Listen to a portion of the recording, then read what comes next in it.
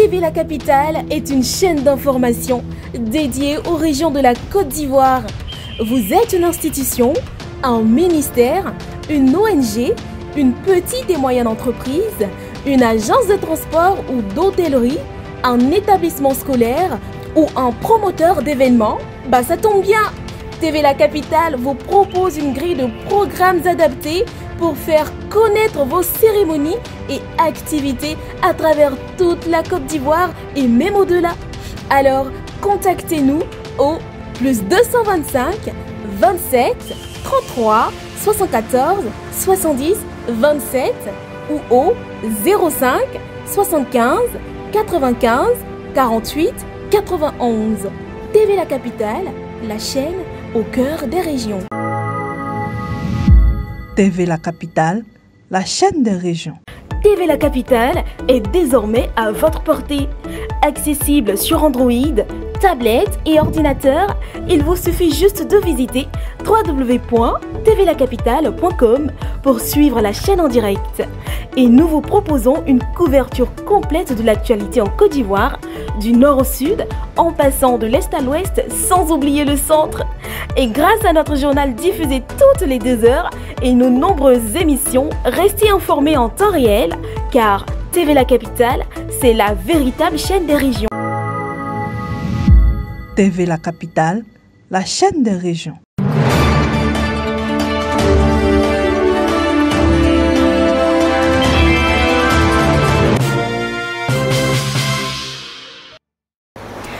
Bonjour chers téléspectateurs, bienvenue sur TV La Capitale, la chaîne des régions. Je suis Aura Laetitia, à présent pour vous les titres. Yamoussoukro, l'INPHB accueille les journées portes ouvertes Erasmus+, un pas de plus vers l'internationalisation de l'enseignement supérieur ivoirien. Toujours à Yamoussoukro, le district et le Pays-Bas unis pour l'emploi des jeunes dans l'agriculture. Yamoussoukro, l'ONG Bloom, lance officiellement son ambitieux programme d'autonomisation des femmes pour la période 2025-2027 à Yamoussoukro. Nous nous retrouvons à Koto, précisément à Blességué. Amidou Diarra fait d'importants dons aux femmes rurales de la sous-préfecture.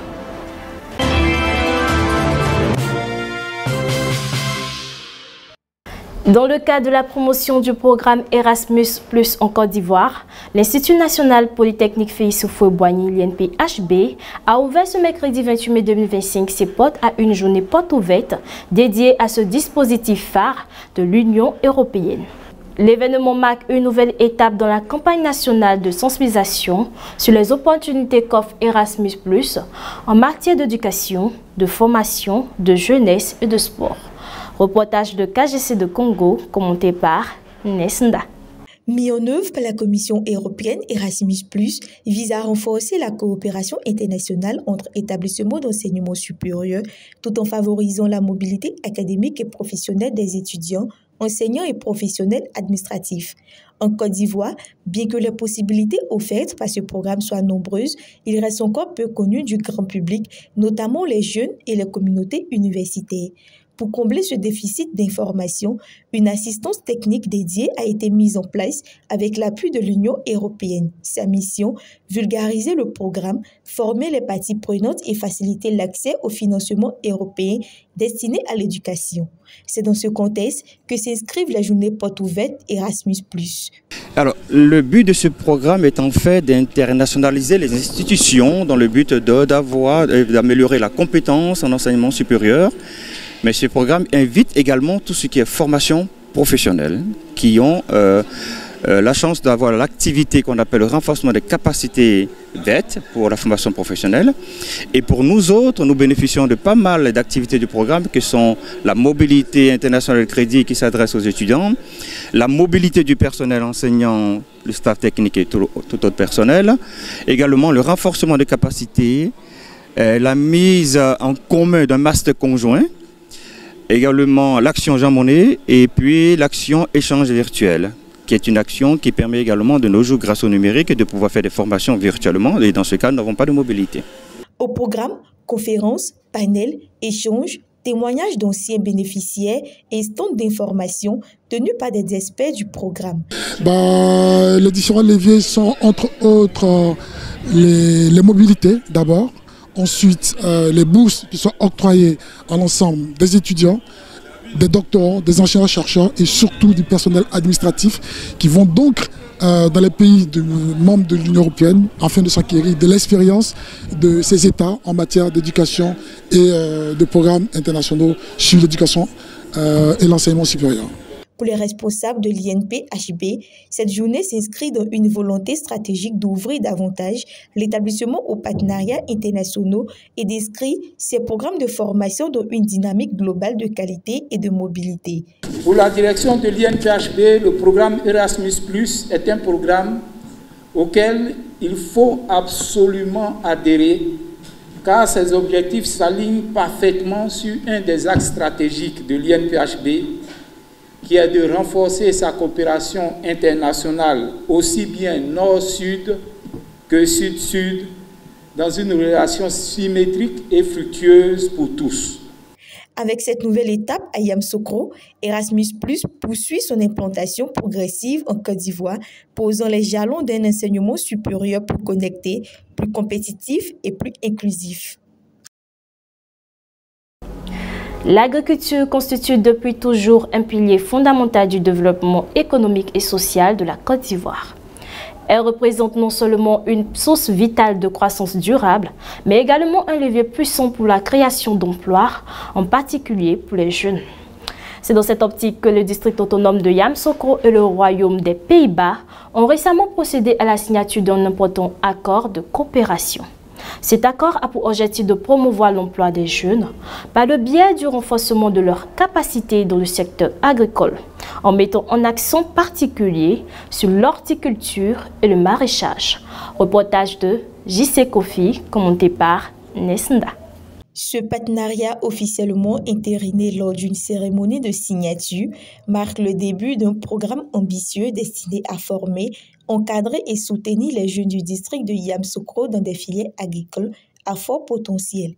Il vise à leur transmettre des compétences techniques modernes adaptées aux exigences actuelles du marché et à les accompagner dans l'exploitation efficiente de petites superficies agricoles à l'aide de méthodes innovantes. Le secteur agricole est très important pour les Pays-Bas aussi et nous sommes très forts et je pense pour la collaboration en secteur agricole c'est très important la collaboration entre Côte d'Ivoire et Pays-Bas pour le secteur agricole, pour faire le secteur plus durable. Le projet Rotino c'est très important pour la collaboration et pour l'innovation et je pense aussi pour les jeunes, pour le travail des jeunes dans le secteur agricole.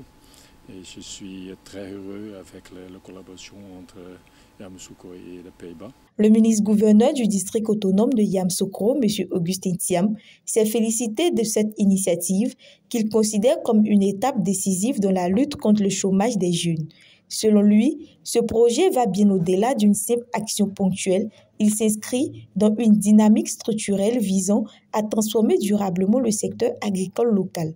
Il a salué l'expertise et l'appui technique des Pays-Bas, reconnus pour leur savoir-faire en matière d'agriculture, de précision et de productivité sur des faibles superficies. Et grâce aux techniques de pointe du Royaume des Pays-Bas, nous arrivons à les encadrer, à les former et à leur faire produire beaucoup sur des surfaces relativement petites. Donc il s'agit d'apporter du travail à notre jeunesse. Parce que toute la jeunesse ne peut pas être en costume-cravate dans des bureaux climatisés. Il faut s'intéresser à la jeunesse paysanne qui est très importante, qui est alphabétisée, que nous pouvons encadrer, former et installer pour qu'ils puissent travailler et gagner correctement leur vie. L'accord d'aujourd'hui est aussi un aboutissement du SARA, parce que c'est à travers le Salon international de l'agriculture que nous avons pu renouer des relations avec le Royaume du Pays-Bas et aujourd'hui aboutir à des accords concrets. Ce projet contribuera ainsi non seulement à réduire le taux de chômage, mais également à favoriser l'autonomisation économique de la jeunesse, tout en stimulant la production locale et en renforçant la sécurité alimentaire dans la région. En somme, cette coopération bilatérale représente un modèle de développement inclusif et durable, qui place l'humain, en particulier la jeunesse, au cœur de ses priorités, dans le respect de la vision héritée du père fondateur de la nation. L'organisation non gouvernementale Bloom, présidée par Mme Danielle Ligdegoué, a organisé ce samedi 24 mai 2025 une journée exceptionnelle consacrée à l'autonomisation des femmes. Cet événement tenu dans le cadre prestigieux de la Fondation Félix Houphouët-Boigny pour la recherche de la paix à Yamoussoukro a marqué le coup d'envoi de son programme triennal 2025-2027. Reportage de Nesnda. Cette journée d'Ambigu a réuni plus de 2000 membres de l'ONG venus de diverses régions du pays. Elle a été structurée autour de plusieurs temps forts, notamment des ateliers de renforcement de capacités, des sessions de coaching personnalisées ainsi que des témoignages de femmes inspirantes ayant réussi à s'affirmer grâce à l'entrepreneuriat ou à des initiatives communautaires. Le clou de la journée a été le lancement officiel du programme 2025-2027 dédié à l'indépendance économique, au leadership féminin et à la valorisation du rôle des femmes dans la société. Ce programme ambitieux prévoit l'octroi de financements ciblés à 1000 femmes identifiées sur la base de leur vulnérabilité, notamment leur situation d'itinérance. Les bénéficiaires ont reçu un appui destiné à la création d'activités génératrices de revenus et d'emplois, véritable levier pour sortir de la précarité et entrer dans une dynamique d'autonomisation durable. Je me suis battu pour les femmes. Ça pour leur donner pour pouvoir se défendre, comme la présidente a dit. Ça va tourner dans la commune pour qu'elles aient plus en décembre, plus d'argent ou janvier pour travailler. Il faut qu'elles soient autonomes toute leur vie, ne pas se dépendre d'un homme ou bien de qui que ce soit. Je dis merci à la présidente de l'ONG Bloom. À cette occasion, un montant global de 30 millions de francs CFA a été distribué au profit de 20 sections régionales de l'ONG Bloom afin de mettre en œuvre des projets structurants à fort impact local. Cette initiative s'inscrit dans une stratégie de transformation sociale fondée sur la résilience économique et le leadership féminin. Eh bien, l'ONG Bloom, il faut le dire, lutte activement contre la féminisation de la pauvreté. Alors aujourd'hui, cette autonomisation, c'est vraiment le lancement, il faut le dire, pour un programme sur 3 ans. Alors donc, à travers cette journée, on a voulu apporter un fonds aux différentes sections communales dont elles vont se servir, pour justement financer leurs activités génératrices de revenus. On espère que ce montant qu'elles ont reçu va permettre déjà de financer les activités génératrices de revenus. Elles ont beaucoup d'idées, elles ont beaucoup d'ingéniosité. Et à court terme aussi, il faut penser aux formations. Nous avons déjà commencé cela avec une formation qui s'est déroulée il y a 2 semaines de cela. Et la prochaine vague aura lieu début juin. Depuis sa création en 2018, l'ONG Bloom s'impose comme un acteur clé de la société civile ivoirienne, œuvrant en étroite collaboration avec les pouvoirs publics et d'autres partenaires au développement. Elle mène des actions concrètes dans plusieurs domaines cruciaux tels que la lutte contre les violences basées sur le genre, la promotion de la scolarisation des jeunes filles et l'autonomisation des femmes à travers des projets innovants et inclusifs.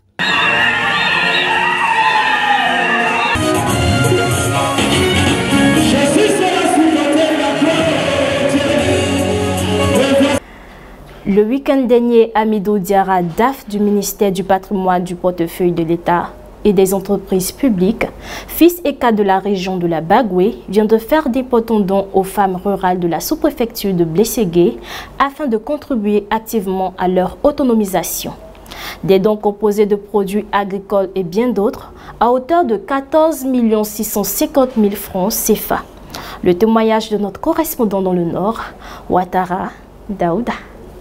350 pailles, 15 tonnes d'engrais, 30 arrosoirs, 300 boîtes de semences d'aubergines, 12 pompes manuelles agricoles pour ne citer que cela, à hauteur de 14 650 000 francs CFA, que Amidou Diarra, DAF du ministère du Patrimoine, du portefeuille de l'État et des entreprises publiques, fils et cadre de la Bagoué, a offert aux femmes de la sous-préfecture de Blességué, département de Kouto, à l'occasion de la célébration de la femme rurale. L'objectif pour lui est de reconnaître leur rôle indispensable dans le développement de la région et surtout promouvoir l'autonomisation des femmes. Le sens de ma présence ici aussi, c'est une reconnaissance envers nos mamans. C'est vraiment la 3e et dernière raison.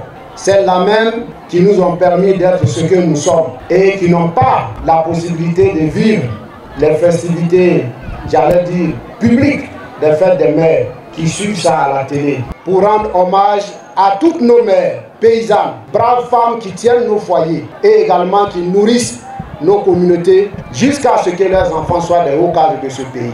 Aucun de nos anciens n'a eu une mère lettrée. Jamais, il n'y en a pas eu. Nous avons été élevés par des femmes illettrées. Vous voyez le mystère de la vie, ce sont ces femmes qui ont donné ces lumières à toute la Baboune. C'est l'occasion pour nous de leur dire merci.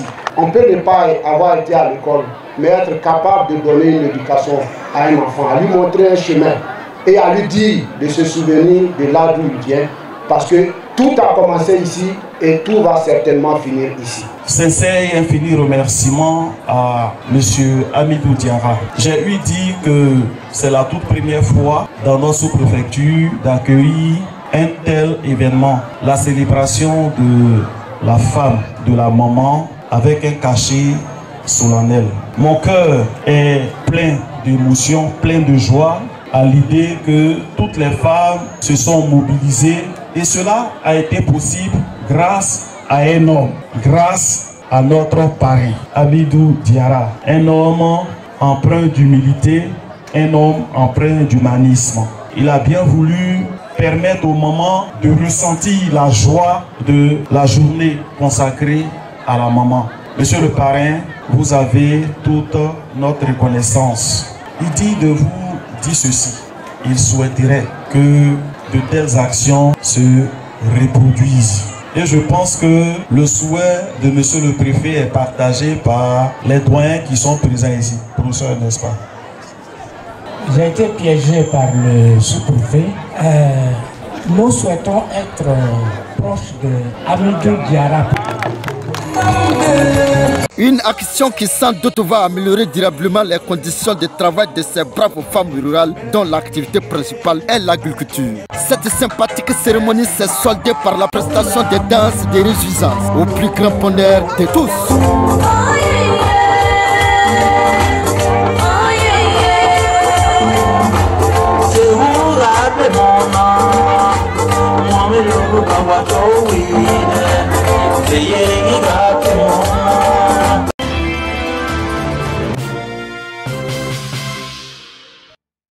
Merci de rester fidèle à TV La Capitale, la chaîne des régions. Je vous prie de rester connectés pour la suite.